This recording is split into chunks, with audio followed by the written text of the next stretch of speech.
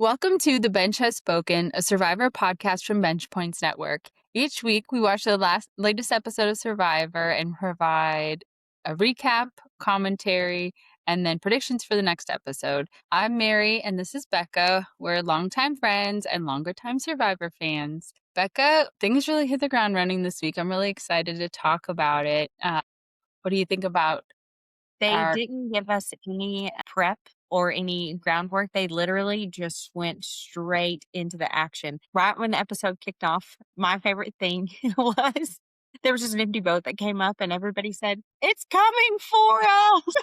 It reminded me of, I don't know what movie it is, but I always get this thing on my Instagram feed where it's like some movie where there's a big ship coming toward the beach and everybody's like, wow, that ship is big. Wow, it's close. Wow, it's really close. It's not stopping. And then at the last second, everybody's scrambling to get out of the way. That's what it reminded me of. Yeah. And I thought it was just really funny. That was just a random guy in a tugboat. It did like the reaction. They knew the merge was coming. They knew the Yeah. merge was coming. I don't think it was any surprise to anybody that on the beach even that the merge was coming. They acted surprised, but it felt very acting surprised. It was a little wild to me that, I mean, I don't know if I were on that island or on that beach, if I would have expected that it was merge time already without knowing how many people were still left. One thing I thought that was really interesting is, we saw like the typical stuff that people do when the merge is coming, where everybody's jumping up and down and excited, and there's like happy chaos. But there were a lot of people this time, if you kind of really looked at their faces, who were definitely like, this is interesting. I'm not going to be excited because this doesn't seem like it's going to be great, considering there are so many of us and there's going to be something bad probably with this. Or people that look to be sort of like calculating like what could be happening, how many people are going home, what is this really a merge, what's going on. Yes. Just I interesting. thought it was interesting how many people, when they heard it was the merge, that turned around and were like, I got to spill my guts right now. Because Yeah. I don't know when next time I'm going to have like alone time with these individual people. Those people were smart because they realized with the merge from that many people, it was going to be pure chaos. And that's Yeah. exactly what it was, pure chaos, when they were all on the beach together. And I mean, speaking of everybody spilling their guts, I feel like you're right. There was a lot of that happened before people left their beaches and went to the new tribe. But once everybody got to that beach, I mean, there was a normal like mixing and mingling. It was really cute to see a lot of people sort of fangirl or fanboy over people that they've admired on Survivor or whatever. But there was also just like an immediate flood of information from everyone to everyone else. I mean, it felt like within moments, everybody knew everybody's secrets. Yeah. Well, nobody wanted to be caught. I think that was it, is they had like their an example would be like having a wife and a girlfriend, but your wife and your girlfriend are in the same room, and you're like, I have to tell all myself before they Right? OT on me. Can't fire me, I quit. Yeah, that's what it felt like. It's like, oh, Yeah. I'm going to put myself out there. But even for the 10 minutes that we got to see of them all on the beach together, I couldn't keep up with who was talking to who was like betraying their alliance, who was trying to form new alliances. It was just like, what? It's how I imagine like a pre-K or a kindergarten teacher would feel every single day. To do the thing where everybody has to hold up their L for listen. Yeah, right? Or if you can hear me, clap once. Like that's what it felt like. Because there was so much going on. Well, not Mhm. long after they merged and started spilling their guts, divulging all the information, everybody was acting like Emily Flippin. Emily Yeah. didn't have anything to tell them because she's already told everybody everything. And Genevieve, my God, like I think that was the moment you and I kind of were like, well, she's in trouble because, I mean, you never want to be the person on Survivor who has a montage of you telling your secrets to everybody or telling secrets to everybody in general. I don't know that ever ends well for anyone. Yeah. That was an interesting approach. It was too much. And we'll talk about it later on, but I think there's solid reason why Yeah. she was let go. And I do want to say, though, I don't want to completely trash her or for talking, I mean, because one thing that she said that I thought was pretty smart was we know that she found 2 Billie Eilish boomerang idols and gave them away. And everybody knew that there were 3 idols out there and everybody knew who had them. But there was one idol that nobody knew who had gifted it. And so she kept that one secret so that if it came back to her, nobody would know. And I thought that was really smart. It's just unfortunate that Yeah. Well, it's like And what I think is ironic about the whole thing is the Billie Eilish Boomerang Idol. Really, there's one that's still in play, but the 2 that Genevieve found are like they're regular idols now. There is no boomerang, there is no loop-de-loo, there is no Yeah. twirly-twirly. It's just an idol, which is kind of ironic that 66% of the Billie Eilish Boomerang idols are literally there's no boomerang. I keep forgetting that Jimmy Fallon is supposed to be part of this somehow. Do you think that he's gonna, like, pop out of the bush and be like, "It's no longer Eilish Boomerang Idol, now it's like a Jimmy Fallon karaoke idol," or I could something? see him calling it a Jimmy Fallon, Justin Timberlake idol because he loves Justin Timberlake. Oh, maybe Jimmy Fallon, Justin Timberlake are kinda be like Christian and Rick Divens, and maybe Rick Divens and Christian could do a Jimmy Fallon, Justin Timberlake montage. Is that too much? Is it gonna be drunk Justin Timberlake or I don't know the answer to that. Hey, one thing I don't wanna go on without mentioning, Tiffany and Chrissy, this whole time, where have they been? Nowhere on my screen. I've not seen them, not heard of them, kept forgetting they were there until they were in big groups. They let those girls talk this episode. Mhm. That Over was and over, they let those girls talk. yeah. I think and I hate to be this or I don't even know what word to use. I think it kind of proves the point that the people who are involved in the storyline are gonna get the screen time because Chrissy was integral in some stuff we'll talk about later, and Tiffany was also integral in some moves that came, so, you know, Yeah, if you're not that involved in the action, you're not getting screen time. If you're involved in the action, then you are getting screen time. That goes to show people say purple edit or whatever. It's an action edit. I don't yeah, That's what it is if you're not going to tribal council, there's no reason to show you. yeah, and if you're not, like, the big personality or Entertaining. part of drama or whatever, or I would even say too, like, I feel like sometimes they focus on things that happen earlier in the season because they will be important later when people are talking about alliances or, who's going to be their friend on the jury and stuff like that. Like, so the editors are going to work to show the things that are important to create a story, like a consistent story throughout the season. So, Yeah. anyway. Anyway, I was excited to see Tiffany and Chrissy, and I was glad they had some screen time this time. Yes. I also wanna mention because I just found this really interesting that Ozzy is we did see, like, a little tiny bit of people chatting before the merge, and one of the things we saw was Ozzy telling, Emily and Christian about his idol, which he had, I guess, not told them previously. And I don't know, I found that to be just very interesting that he's choosing them to be, like, part of his little group. I do think that it makes me a little more excited to see how that plays out for all of them in the end, because if Rizzo, Ozzy, Suri, and Christian and Emily are working together and, Devins is part of that group by default, I think that'll be a little interesting wild card. It's unexpected. And I expected Ozzy to be old school, old school, old school. I'm only gonna play with old school Mhm. players. I'm only gonna play the old school style. But the fact that he's like, I mean, it seems to be kind of warming up to some of the new school players. And I like that people aren't expecting it or necessarily even Yeah. predicting it. Do you think that part of that is because he's been burned so much by the old school players and he's like, "I put all my eggs in your basket previously and been blindsided and, betrayed." Maybe I like your egg in a basket reference as close to Easter. That's Yes, great. please.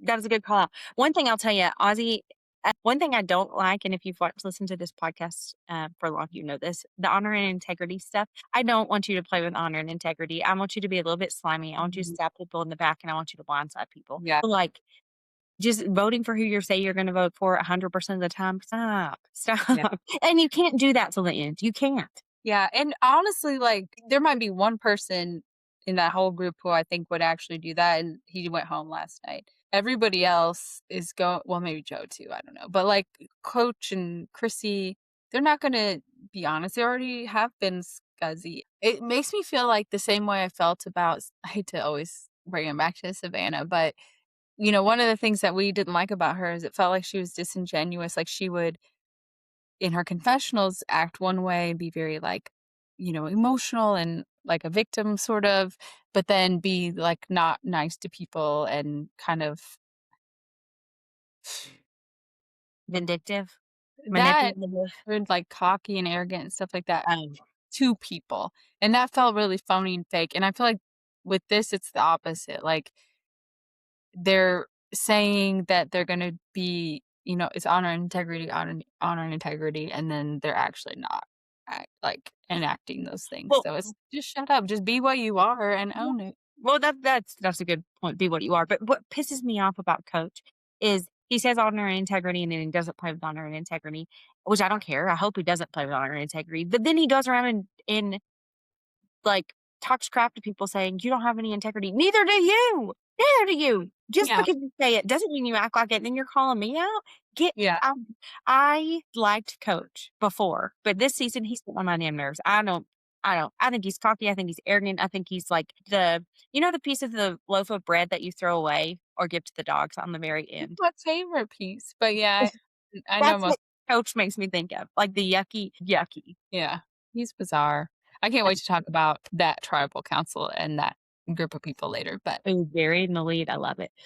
Well, after they all got to the beach and merged and mingled, Jeff came on one of these little tugboats. And well, did Jeff come? Or was it I don't think Jeff came. I think it was just a random man because somebody said something like, "This man came and he didn't have food, he didn't have any that was like any Tiffany. unlisted things." Yeah. He just had enough.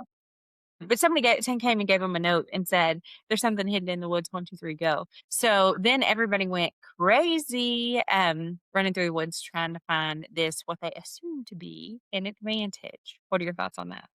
I thought it was fun to see, like, just the people all over the place, like Aubrey up on that hill and everything was funny, and it is interesting to see, like, it makes me think of when my dogs get out of the house and they just, like, pick a direction and run as fast as they can, and it's like they don't know where they're going. They don't have, a destination or even know what's in the direction that they're running. They just know that they're let loose and they need to run. That's what it reminds me of, and it makes me laugh. But it is interesting and, Christian's thing where he's like, "Tree down, high. Tree down, high." Well, that's a good way to think about it because it's always in a tree trunk pretty much Mhm. somewhere or on like a log. Terrified that Rizzo was gonna find it. But I love that when they show somebody who's, like, right close to it, and especially if they say, like, "I'm just taking my time. All these people are crazy. I'm gonna find this thing," and then they just, like, walk right by it. Yeah, I like that too. Chef's kiss on the cameraman and the editor's part. Well, Ozzy ended up finding the advantage, opened Done. it, and it said, "You're going to Exile Island," which is funny because he's already been to Exile Island once, which nothing really came of that much the first episode. And so he Mhm. was going to go back to Exile Island and he got to pick one person to go with him. What do you think his thought process was behind picking Rizzo? I wish I knew. I've been trying to think about how he could have come to that decision, and I really can't. Because I don't think he knew that Rizzo and Suri were working together at that point, did he? No, because Cherie was working with Ozzy when she was with Ozzy. And then when they separated, she started working with, The only thing I could think is if he knew that Rizzo had an idol and he maybe did. He felt did. like that would Cherie had told him previously that he had a model. maybe, this is I'm taking somebody away that can't get voted out anyway. Can't I don't want him to, like, mess up how my group is gonna vote. It's possible that in all their discussions and everything when they first got there that Suri told him that she was working with Rizzo, so maybe he grabbed him to be like, "Let's talk through what's going on." Yeah. I don't know. I just can't figure it out because I don't know. I could think of a million people he would take over Rizzo. Like, to say, because you have to assume if you're going to Island, you're safe from not only are you safe from tribal, but you're also potentially going to go there and be told, "Here's an advantage that Yeah. you can," or whatever. So take somebody that you either wanna protect from tribal or who you wanna, like, work with to try to find an advantage or whatever. So I don't get it. Yeah. What are your thoughts on it? Same. I was a little bit surprised that he picked Rizzo, but now that you say he may have taken somebody thoughtfully with an idol since he has an idol and he's like, well, it doesn't matter anyway. I'm not going to take somebody that can't get voted. I'm going to take somebody who can't get voted out anyway. And because Mhm. Adams Reed did tell him that Rizzo had an idol because when they were on Exile Island, they were laying on the beach together. When Rizzo said, I have an idol to Ozzy, Ozzy was like, oh, Sri already told me that. But the fact that he came clean makes us Mhm. blood Yeah. brothers or what the heck ever he called them. I I think do Ozzy's playing like old coach, and I think Oh, interesting. new coach is playing like an asshole.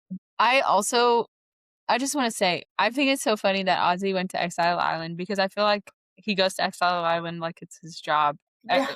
I feel like every season he goes if there is an exile island, he's gonna be there, and usually more than once. But I also if we're gonna have to have an exile island, I want there to always be something there that they can find. Otherwise, Yeah, it just really lame and boring. yeah.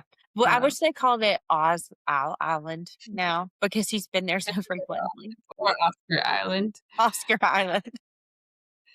But I guess it's good that they had a chance to, like, talk, and I wonder if they were told right away that they weren't going to tribal or if they had to just, like, sit there and wait and wait assume that at some point when it got dark that they weren't going. Yeah, I don't know. Well, my favorite thing about Exile Island, and we'll see it more next episode, is the fact that they have no idea. And so they have to come back and get the whole rundown from everybody else. And what I like about that is I like hearing what the other players think it's important to tell the people Yeah, that were gone. Because truly, the players that didn't go to exile could band together and say, let's isolate Rizzo and Ozzy. But yeah. they didn't, and I don't think they will. For lots of different reasons. But one thing that's funny also is that episode aired on April Fool's Day. They could pull a big April Fool's joke on Feels like Ozzy and Rizzo. That'd be funny since they weren't there the whole time. I just wanna say one more thing about Exile, Yeah, but I feel like everybody thinks of it as a negative because of what you said, and it makes sense that you're going somewhere where you're no longer part of the game, you're missing out on all these things, and it's a short span of time, ultimately 26 days, so if you miss even just, like, one night, you could be missing a lot, but I think if I were there and I went to Exile Island, I would feel so relieved because it's, like, guaranteeing you an extra few days on the beach depending on when you go, and I feel like from one tribal to the next, things change completely most of the yeah. time to where even if you missed something and, somebody gets voted out and whatever, it's almost like a reset every single time after tribals. There's always opportunity to come back and like what matters then is what happens from that moment you return to the next time you go to tribal. From this moment on. Um, I've noticed that about Survivor, season over seasons. It's never so. Like for example, if you and I played Survivor and people say we want to get back and marry When you and I play Survivor. when we play Survivor and people say, "I wanna get back and marry out. I wanna get back and marry out. I wanna get back and marry out." Okay, well, maybe 1 week I get voted out. You're still on the island, but they would never vote me and then you. It's always like there's a total Yeah. revamp. Like, to your point, every single time. It's like they can't stay on track, and I always feel like and again, I'm fully aware that this is a highly edited show and we see what they want us to see and all those things, fully aware of that. But it feels like as a viewer that there is always a missed opportunity there. Like, why can't we make a plan and stick with it long term? There's no Yeah. such thing as a long-term plan. Maybe I could think of a couple of examples of when that's happened, but it's very rare. Just feels like there's always something. And it's not even always, well, now this person has immunity, so we have to switch gears. Like it can be that, but not always. Right. It's very interesting. Yeah. Like I think, was it Game Changers maybe when somebody at Tribal was like, every time it's like shuffling the deck and then you don't know what's going to happen. Oh, that's a good way to think about it. Thought you were Right. gonna say every time a bell rings, an angel gets its wings. That too. Every time a bell rings, Colby gets his foot.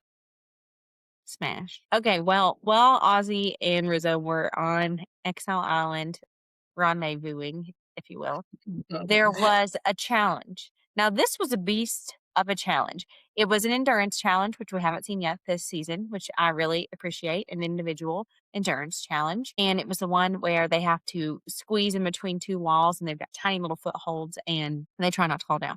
Well, they took this merged group and divided them back up into three separate colors randomly, allegedly. And each color had the opportunity for one person to win individual immunity. And the team with the longest standing person in this endurance challenge won their entire team Applebee's. Eating good in the neighborhood, apple smoked wood bacon. Jeff's description of an Applebee's meal, damn, he really went all in. It was about 5 minutes longer than it needed to be honest, but I When wish he said it to was be a missed opportunity to have Liz come out and be like, "It's Applebee's time." yeah, yeah, They yeah, could've even had a video of her talking about Applebee's that they showed. yeah, yeah, but it was really highly emphasis, almost like Zach Brown level emphasis on the Applebee's. There was, like, montages, there was slow-mo videos, there was, like, a burger that was sweating. do you think Applebee's paid for that 60-second spot? I didn't know Applebee's had money. I thought they went bankrupt a long time ago. I thought Applebee's and J.C. Penney's were in cahoots. If, Red Lobster can survive, surely Applebee's can.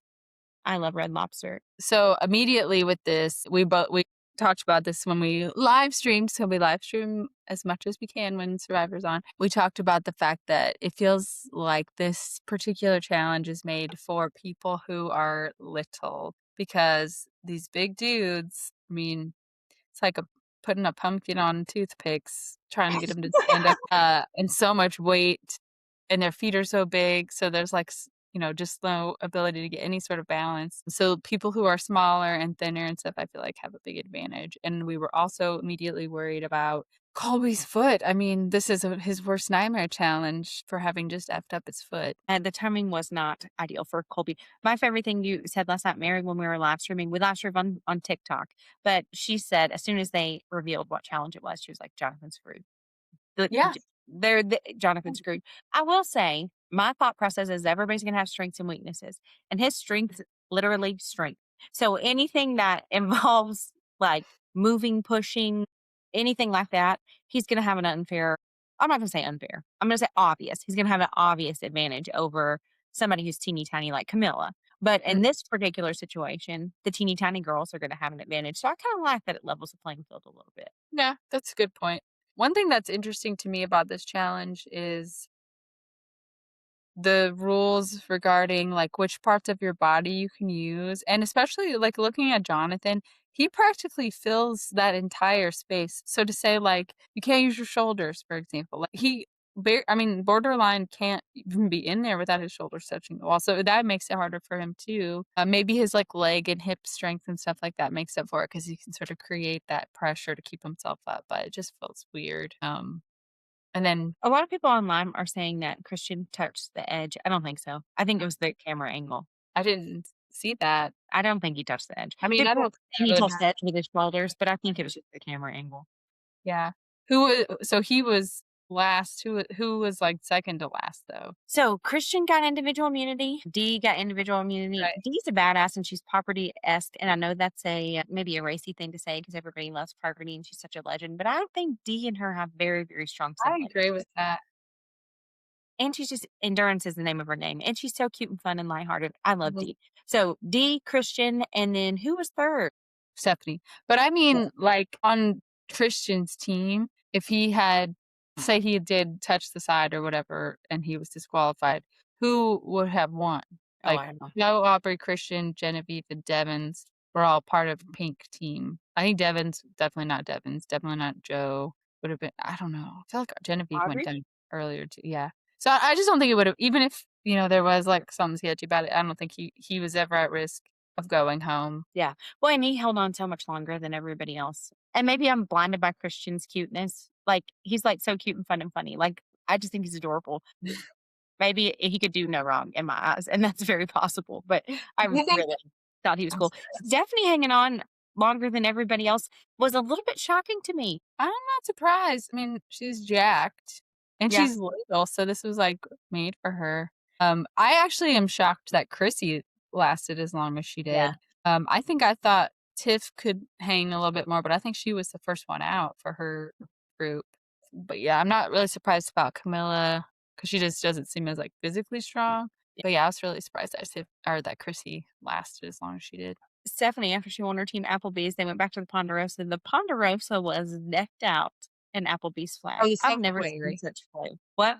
The sanctuary, you mean? Oh, yeah, Sanctuary. Sanctuary was decked out in I wish Ponderosa. it's a missed opportunity to not have an actual Ponderosa. Yeah, that's right. It was very, fancy. They had shark margaritas, and I think Jonathan may have had 4. And I want to know how much food he ate.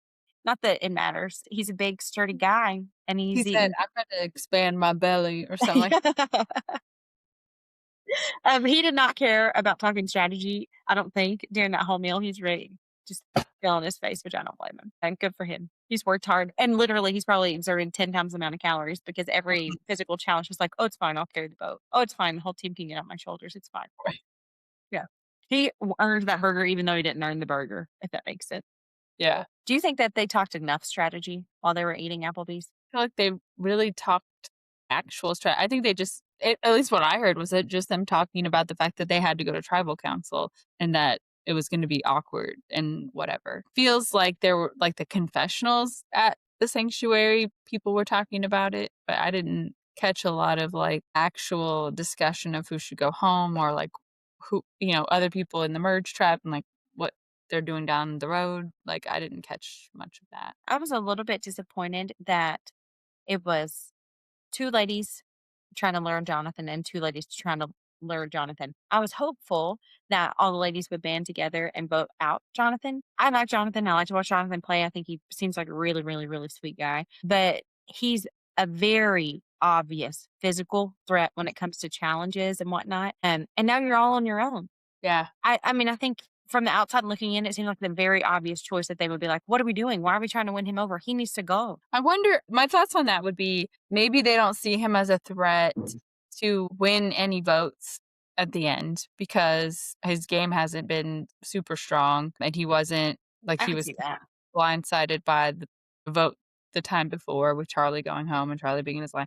Like maybe they just didn't see him as somebody who needed to be taken care of in that moment. Whereas when you look at the other four, you have two like new era players and two old era players who obviously have like two different groups of people that they're going to be working with and two different goals. Neither group would be working together outside of this situation, so maybe that's how they were thinking of it. And Jonathan's probably able to make a good case for he could go either way and help you out, down the road by being a vote or whatever. Yeah. Going to travel when there's only 5 people, that's gotta be Mhm. stressful. Even if you think Especially you it's like one day together, like this is right. an immediate. Even if you think you're on lock and you've got it safe and all that stuff, that would be stressful. It stresses me out thinking about it. 5 people because it's like you're in or you're out. There's no change in it. There's no change in it. There was a lot of strategy happening on all the beaches Yeah. leading up to the travel. 3 people going home was the most that's ever went home in a Survivor episode, which made the episode go fast. And no wonder it was 2 hours long. I thought it went fast because there was so much going on. Yeah, and it felt like every tribe had a similar type of thing going on where there were 2 and 2 and 1 person in the middle making the decision. Like, we had, the Camilla and Tiff versus Chrissy and Stephanie trying to fight over Jonathan, and then we had Genevieve and Joe, which they didn't really seem to, like, 100% click on it, but versus Devins and Christian with Aubrey in the middle, and then Emily. I gotta go back and look at my list. And then Emily, can we Emily and who was Emily with? Colby, Suri, Coach, and Dee. So I have a lot of Suri thoughts and would have been in the speculation middle, I about think, that that one. particular people. Yeah, I can't wait to talk about them. Yeah, I'm But yeah, to excited. your point, there was a lot, and I don't know which one you wanna start with, though. Well, can I say something before we start talking Yeah. about that? I'm so happy and excited for them and us that Christian and Rick are back together. What Yeah. a blessing. Those 2 are homies. They are homies. They are homies with a bromance and they light up and they have a spark in their eye when they're together and it's very, very sweet. Do you think you might know, were they ever, like, connect, like, I after? don't know, but I don't think so, and I thought they both said the sweetest thing. Both of them separately said, "I have so much fun playing with him," and I thought, "That's so Mhm. nice. That is so nice." I don't know. That's so heartwarming, and it feels very Yeah. genuine, and maybe it's not, but I love it, and then I It's like like it when anybody says anything about Rick, Christian's like, "They're not." And that then was I don't think you could I don't know. I don't know how anyone with a, like, functioning brain would think that they can split those 2 up or get them to turn on each other, especially at this point. Like, maybe down the road when it's, like, more serious and there's fewer people, but right now when there's no reason. no, and they're just, like, giddy. It's very sweet, and I Mhm. think they're trying to be like, "Oh, let's chill out," but then they're like, make eye contact, and they're like Yeah. I think they're adorable. But Let's start with the group that went to the sanctuary. okay, so we had and I don't maybe I couldn't figure it out. Tiff was immediately, like, gunning for Chrissy when Mhm. they were at the sanctuary in her, They've gotta have beef somewhere, confessional. right? What's that? They've gotta have some sort of beef somewhere. I guess, but I can't imagine when or how it arose, but for some reason, that was who she had her sights set on. I don't know if maybe she had already formed some sort of relationship with Stephanie, didn't feel like she wanted to vote her out or didn't see her thread. I don't know. She had a idol, Christy? Stephanie. Oh, okay, that's why then. That makes sense. All right. So Tiff, I don't know if it's okay for me to call her Tiff. Tiff You can and go with Tiff. Camilla versus Chrissy and Stephanie, both trying to convince Jonathan that he should vote with them. And this was interesting to me because up to this point, to your point earlier, Jonathan has been strength, strength, strength, strength, strength. I haven't really seen him like play from a strategy perspective. So I thought it was really nice to see him, you know, really getting into it and like playing the game and like being thoughtful about which side he was going to choose and Do you things like think he that. was thoughtful? What's that? Do you think he was thoughtful? I think so because I think he can see, especially with, okay, think about what happened to him previously at Tribal Council, where he had an alliance with Devins and That's good. Charlie and Dee and Suri, and was it Camilla? Blindsided him. And somebody else. Yeah, blindsided him and voted out Charlie. So maybe he's thinking, okay, if I work with Camilla and Tiffany, they're likely to connect with Dee, who I've just had a conversation with on the beach, and maybe I'm going to work with her and her crew.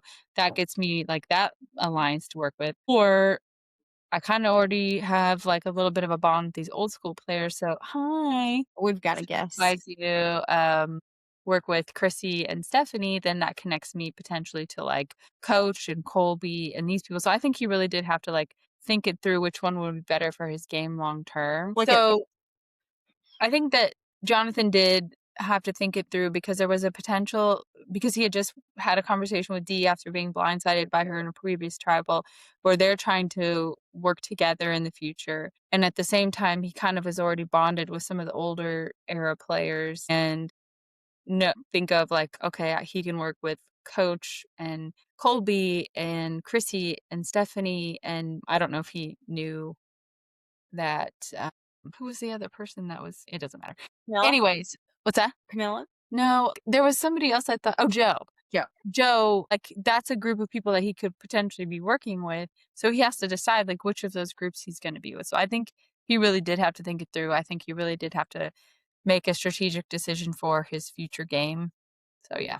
Yeah. And honestly, a lot of people were really sad about Camilla going home, but I think it was the right choice. Out of that I group, I think it was the right choice. that I can't decide. Like I like her, I think personally, but she's not like a standout like person that I No. enjoy watching a favorite or whatever. And I don't know how I feel about her game. Like it would have maybe been fun to see her try to get to the end without having like a Kyle leading the charge. But I feel like she is a threat more so than some of those other people would be. So I think she was the right choice in that. Yeah. Well, and I think that in my opinion, her game didn't play well with this particular group of people. She's a very successful new era player. I don't think, and I'm not saying new era is weaker. I think it's just very, very different. I just don't think she meshed well. And the way, well, what we saw anyway, I don't think there was anybody that she was like, had a very, I'm not even going to say alliance, but even a very close, trusted relationship. She seems to be like an independent contractor until it comes time to vote. Yeah, I agree with that. And with her connection with like Suri and Rizzo and D, was it D to get Charlie out, felt, I mean, she was like the middleman for that. Like she was a swing vote. She could have gone either way. So it didn't feel like she was like super committed to that or really strongly aligned with them. It just felt like she was happened to be a number for them. Yeah. Yeah. That's what I think. So Camilla was the first of three, the trifecta. Camilla was voted out. Everybody was sad. Then we moved on, and this next one's pretty controversial too. So this group was who all was in this group, Mary? But there's a lot of moving parts this episode because since it No, was sorry. so it was Genevieve, Genevieve, Christian, Devins, Emily, Coach, and Colby. No, that's not right. Sorry. Genevieve, Christian, Devin, Genevieve, Christian, Aubrey, Joe. Joe. And I have a lot of thoughts on this. So, I guess I'm not going to bear in the lead. The person who went home is Genevieve. And I think she was a victim of circumstance. Agree. And I don't think she played a bad game. And I think she would have went further. And I think she would have done really, really well. But this shakeup and the fact that there was no time and you couldn't pick who you got assigned to. You couldn't pick any. You had no control pretty much. You got tossed into this. It was like playing Yahtzee. You got tossed in a cup and then spit out. And it really was, in my opinion. I think everybody knew she was a strong player, and that's the only thing that they could all agree on. So they said Genevieve's got to go. Yeah. And I think that watching the episode last night, and even we've said this already in this episode of this podcast, that, she went really hard and aggressive right away with the merge, like trying to get Aubrey to be someone that people were targeting and like get people to not trust her and stuff like that, which I think, especially doing it that aggressively, can always be a red flag to other people, and always causes that person to become a target. So I think that was potentially part of it. But I think she on her original season didn't come out on top, obviously, and kind of played second fiddle to other stronger players on her season. But she, I think, was still a good player and had a lot of potential and stuff. So maybe people were like, oh, she could be a big threat. So we might as well get rid of her now. Yeah. And in her defense, I'll say this is she came out sharing a ton of information in an attempt to build trust. I think that's what that was. And Hmm. in her defense, there was no way for her to know that 3 people were getting voted out the Hmm. next day. So she could have been thoughtful and strategic about it, but getting hit with that surprise, it would be like, okay, where I'm way more vulnerable than like 3 times more vulnerable than I expected to be. Well, I wish I would have held things a little bit closer to the chest. But I mean, how do you know? You don't know until you know. Yeah, and I think too, I think you already said this, but, like, there really weren't options, you Yeah. know? Christian and Devins aren't gonna vote for each other. Aubrey had an idol, and, I mean, you could say, like, it's between her and Joe, but Joe was not the one being aggressive. Joe was kind of playing the part Well, correctly to and be like, Joe won't. I'll go along with it. I'm just cool," Yeah, whatever. and I think knowing that Joe won't lie, and he's made it very evident that he won't lie, I'd be like, "Okay, good, well, at least he's gonna be straight up with me with where he's Right. going." Mhm. Genevieve's it's like the best player got voted out, like, the best thoughtful player both times got Yeah, voted out. I It's agree. Camilla and Genevieve. And I've said this before, I didn't care for Genevieve on her original season, like, I didn't like her personality, but I really enjoyed watching her play this season, so I'm kinda sad. I think it was the right choice. I think, from a threat level and everything else, it was the right choice, but I'm kinda sad because she did bring a lot, and I do think it's just so unfortunate. It's gotta be it would be something that would, like, never I could never let go. The fact that she found 2 idols and neither of them could she use to help herself, that's just really crazy. Yeah, yeah.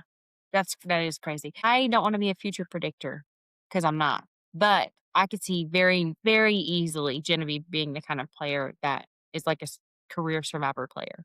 Comes back, I could comes see back, that comes too. back because she's a good She'd be player. one I'd wanna see back. Yeah, yeah, and I Just think people would watch her, Mhm, and because she has kind of made a household name for herself, which is rare for a new era player. agree. So Genevieve, we wish you well. We wish and you got a cute haircut. That's the last thing I'll say about Genevieve. Got what? Um, okay, so the last tribal council. I have so many thoughts and opinions and feelings, but it was super emotional. It Mhm. was Coach, D, Sari, Colby. Who's the last one? Emily. Coach, D, Sari, Colby, and Emily. So Emily didn't talk much. It felt like the decision maker very much was Sari, or I mean, excuse me, D. And Colby and Coach both were pleading their case to D on why she should choose to keep them. That's how it appeared. They got to tribal council, and then in my mind, they all sat down and were emotional because they knew they were voting Colby out. We all know Colby's foot hurt. There is speculation on line that Colby was told that he needed to go home by the doctors of Survivor. And Colby just blatantly said, no, I'm going to let the game play out organically. I'm not going to get medically evacuated. I'm playing the game. Well, I think he said, I need to go home and vote me out tonight because I need to go home. Let coach play because coach is healthy. I need to go home. What do you think? I think that that's a possibility, although I feel like if they told him he needed to go home, they would've just taken him out.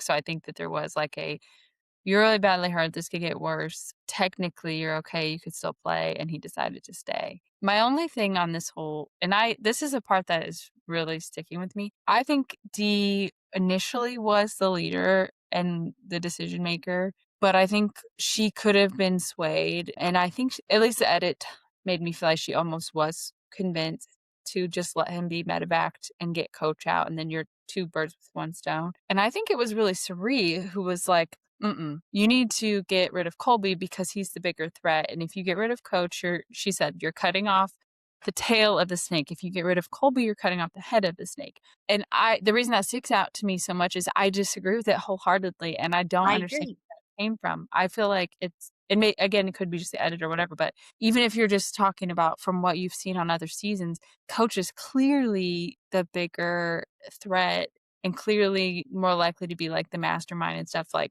Colby is not that person, so I'm, like, so confused why she was so adamant that it had to be Colby that got voted out, and I think it was her basically telling them, "This is what we're doing," um, more so than it was Dee making that choice, although I doubt it was hard for Dee to be convinced, that, No. "Okay, Well, yeah, this." yeah, yeah. I don't know. And maybe it's because Cerie's played or seen Colby play in the past. Because this season, I love Colby. I'm a Colby fan. Love Colby. The Gen Zers would say I'm a Colby stan or a stan for Colby. I'm not sure how you say that, but he's been pretty boring and He's not. like the grandpa that came in and was just, like, Let me teaching tell kids you back in my day. and then, just there to visit and then leaving. Yeah. But Um, not in a bad way, but No, but my hunch is that Colby was like, "Okay, all right." Like, the reality is I'm not gonna be able to play at my best, so I don't wanna play. Just take me out, like Coach play, because I think they're friends, yeah. and that's my thoughts on Colby. Okay, Mary, I wanna get your opinion on something because 'cause I've started some controversy online, which I didn't mean to. You started controversy? How did I miss this? So the Survivor episode aired yesterday. Today, I posted something about Colby going home. There was an uproar in the comment section because one individual said that I should not post a spoiler and that is a terrible thing and awful thing. And I'm not a good contributor to the internet because I did that. And then I have the other half of the comment section saying, literally, it's everywhere. He's literally on the Good Morning America show. Like, it's everywhere. It's not like this is uncovered archive information. It is everywhere. So if you don't want to see it, don't get online. Do you have thoughts on that? I think that well, I'm not saying I'm right or wrong. I'm just no. saying that there's two sides of the spectrum. My thought on this is after this show has aired, um, in all of the time zones of the country in which the show is based, you can't be Okay, mad thank you. if somebody posts a spoiler because if you are either choosing to or not able to watch it until the next day, you need to get off the internet. Like, don't be on TikTok if you follow Survivor stuff or if you've liked or searched for Survivor things and know that stuff's gonna come through your algorithm because you're not gonna be able to prevent it, you know? And to the point of the commenters who were, like, defending you, literally, it's everywhere, and the exit press is everywhere, and even the players who have gotten voted out are sharing information about the fact that they were voted out, like, I don't think it's fair to attack you for Thank you for validating me. My last thing I'll say about it is, in my mind, a spoiler is something like if I had insider information before the episode aired. And so I'm not a Survivor insider, but if I was a Survivor insider and somebody told me Colby, Genevieve, and Camilla are getting voted out tomorrow night's episode. And then I went to the internet and said, "Hey, internet, Colby, Genevieve, and Camilla are getting voted out tomorrow night." That's a spoiler in my mind. yeah, but that's a Martha Stewart. I think that Stewart, that's exactly right. It's insider information. it's ridiculous, and it's just like, okay, think of it same as, like, sports, like, if you don't watch the World Series, do you think everyone on the planet is not gonna post about who won the World Series because you didn't watch it? Like, don't get online. Don't watch TV until you're able to do it, and if you can't, like, I know, I think it's, like, the Paramount Plus app, right, has Survivor. If you watch it through that app, it's not available till the next day, then you gotta stay off the internet, buddy. Like, Yeah. there's no reason to be on social media if you're not trying to see spoilers for Okay. something that happened the day before. Good, that makes me feel better. I am gonna try to be thoughtful and more mindful and put a spoiler alert so people are aware. Thanks for watching and check us out next time. We are on Instagram, X, TikTok, YouTube. We're everywhere. We So will post about an episode the day after it happens. yeah, so if The night you it happens. yeah, that right, the night it happens. So if you don't follow us on social media, follow us on social media. We have a lot of fun over there, and we will catch you next episode. Wait, we have Yes. to say one thing before we go. Genevieve played our Shot in the Dark, and this is the first time we've seen a Shot in the Dark in what, like 3 seasons or Yeah, and something? we've talked about Shot in the Dark almost every single podcast because we love the Shot in the Dark, and I'm glad she played it. I'm sad she's not safe. Um, Mhm. I'm good for her for having the balls and the forethought to think Yes. about it because the past 2 seasons, everybody's just been a crybaby about the Shot in the Dark. Yeah. That's it. I Thank you, thought you guys. were gonna say in the episode with Eating Good in the Neighborhood. That's what I was hoping for. Good stuff. Okay, thanks for watching, everybody. Bye.